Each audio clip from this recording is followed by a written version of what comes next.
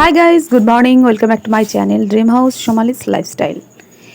সকাল সকাল উঠে পড়েছি, আশা করি তোমরা সবাই ভালো আছো। আর নতুন একটা ব্লগ নিয়ে চলে এলাম। তোমাদের বলেইছিলাম আজকে নতুন একটা ভিডিও দেওয়ার চেষ্টা করব। যা হোক, সকাল সকাল এখন দেখো ক্লিন নিয়েই পড়েছি। ফ্যানটা ঝেড়ে ফেললাম। ফ্যান ঝেড়ে এখানে জানলা টানলা সব ভালো করে ঝেড়ে বিছনার চাদরটা, যেহেতু ফ্যানের ময়লাটা পড়ে, চাদরটাও চেঞ্জ করে ফেললাম। যেদিনকে আমি চাদর চেঞ্জ করি, সপ্তাহের মধ্যে হয়তো 2 দিন চাদর চেঞ্জ করা হয়। তো চাদর চেঞ্জ করার আমাদের মেয়ের বসা, চাদর চেঞ্জ করতে একদম সময় দেবে না। তো ওরা তো ওই খাটে বসে পড়লো, আমি এই খাটে এখন চলে আসলাম। তো এই করেই তো সকালটা শুরু হয়ে যায়। ঘুম চোখে কাজ পুরো স্টার্ট করে দিতে হয়। সকালে টিফিনটা হয়ে গেছে, রুটি বেগুন ভাজা নিয়ে চলে গেছে আমার হাজব্যান্ড, সঙ্গে মিষ্টি ছিল। এখন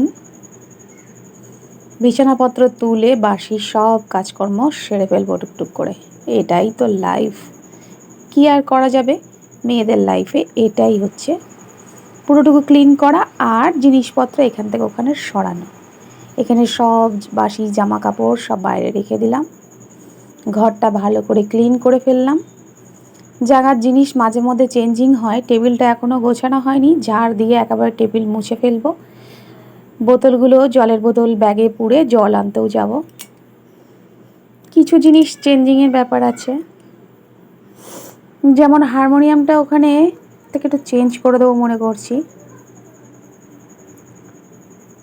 প্রত্যেক দিন সকালবেলা উঠেই ঘর ক্লিন করতে কিন্তু অনেকটা সময় লেগে যায়। সবার কেমন যায় জানি না, আমার কিন্তু অনেকটা সময় লাগে। এই যে হারমোনিয়াম কভারটা দেখছো, এটাও কিন্তু আমার হাতে তৈরি করা। এটা একটা মেয়েদের স্কার্ট, স্কার্টের উপরের গার্ডারটা কেটে দিয়ে আমি সেখানটায় একটা উপরের পার্ট দিয়ে সেলাই করে একদম কভারটা তৈরি করে ফেলেছি। কোনো জিনিসই আমি নষ্ট করি না, কারণ যেগুলো দেখি ভালো আছে কাপড়, সেগুলো দিয়েই কোনো কিছু কভার বা ব্যাগ বা কোনো কিছু পর্দা যদি তৈরি করা যায় তো কাজে লাগিয়ে দিই। সেলাইয়ের কাজটা করা কিন্তু একদিকে একটা ব্রেনের ব্যাপার, আর ব্রেন খাটিয়ে যদি জিনিসগুলো করা যায়। এখানে দেখো ক্লিন ছিল যেহেতু, এখানটা একটু ক্লিন করে নিলাম। ঘর দোর ক্লিন করতে করতেই সারাটা দিন বেরিয়ে যায়। এরপরে চলে গেলাম বাইরে। যেসব চাদর টাদর মেলা দেখছো, এরা কিন্তু যাদের হচ্ছে কি আমাদের পাশে রয়েছে ভাড়াটিয়া, তাদেরই হচ্ছে এগুলো। তো যাই হোক, পেছনটায় চলে গেলাম। এখানে পেছন দিয়ে বাইরে দিয়ে ঝাড়তে সুবিধা হয়। জানলাগুলো বড় বড় জানলা যেহেতু, ঝেড়ে একেবারে ছাদে চলে আসলাম। জামা কাপড় কেচে একটু স্নানও সেরে নিলাম, একেবারে যাতে জামা কাপড় মেলে দিয়ে নিচে নেমে আসবো। অনেকটা বেলা হয়ে গেছে, টিফিনটা যদি না দিই মেয়েরা পড়তে যাবে এক্ষুনি, আবার পুজোটাও আছে। সেই জন্য স্নানটা উপরে সেরে একেবারে নেমে আসলাম, যেহেতু উপরে রুমে কাপড় চেঞ্জ করে একেবারে মেলে দিয়ে নিচে নেমে চলে আসলাম। পুজো দিয়ে চটপট টিফিনটা তৈরি করে ফেলবো। যেহেতু আমার হাজব্যান্ডের রুটি বেগুন ভাজা দিয়েছিলাম, তো সেহেতু আর ওদের আর করা হয়নি।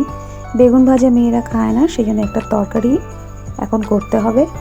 দেখি আলু কুমড়ো পটল ফটল দিয়ে একটা যদি পাঁচমিশালি সবজি করা যায়, তো তার সাথে রুটি খায় না লুচি খায় সেটা পরে দেখছি। তো অবশেষে ঠিক হলো লুচিই খাবে। তো যাই হোক, লুচিটা করে দিলাম। আর বেছে বেছে তরকারিটা কিন্তু আমার মেয়েরাই তুলছিল, এই জন্য অল্প অল্প করে তুলছে, শুধু আলুগুলো বেছে বেছে।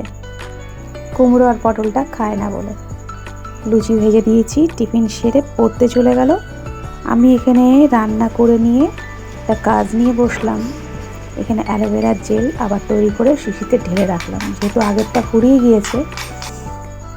আর এখানে খাওয়া দাওয়ার পরে ঘুম দিয়ে উঠে সন্ধেবেলায় নিয়ে বসলাম।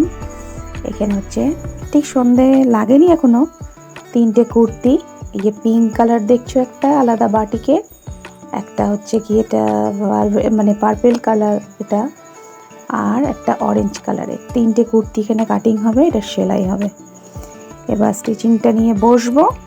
তার আগে শেয়ার করি, এখানে দেখো টিফিন কী সব নিয়ে এলো সন্ধ্যেবেলায়। এখানে বিস্কুট, জ্যাম